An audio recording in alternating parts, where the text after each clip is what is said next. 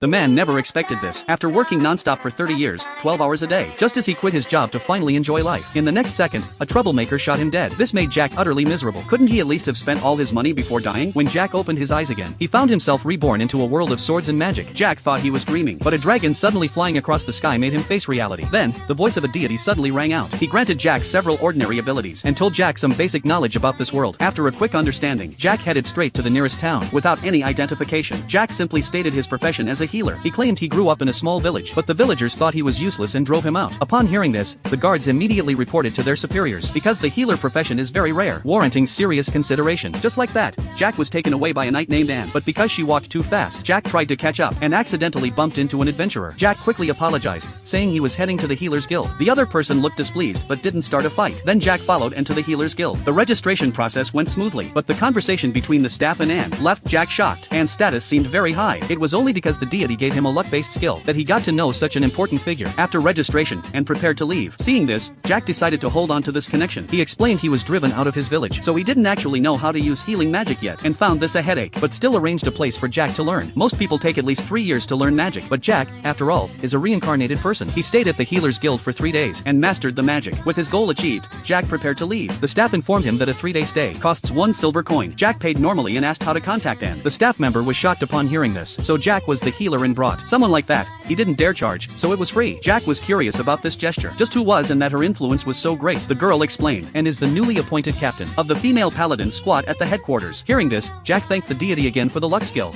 幸運スキルが仕事をしてくれたのかな。もはや先生と言わないとバチが当たる。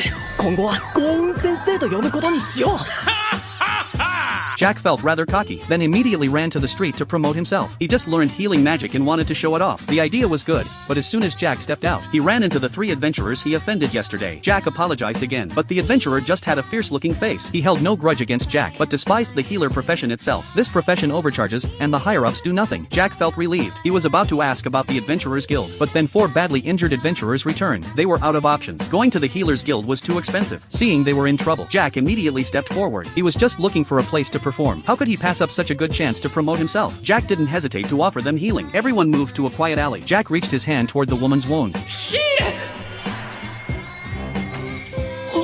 To his surprise, his first attempt failed. He smacked his own head hard, trying to calm down. Jack tried again. In his mind, he pictured the wound regenerating in reverse.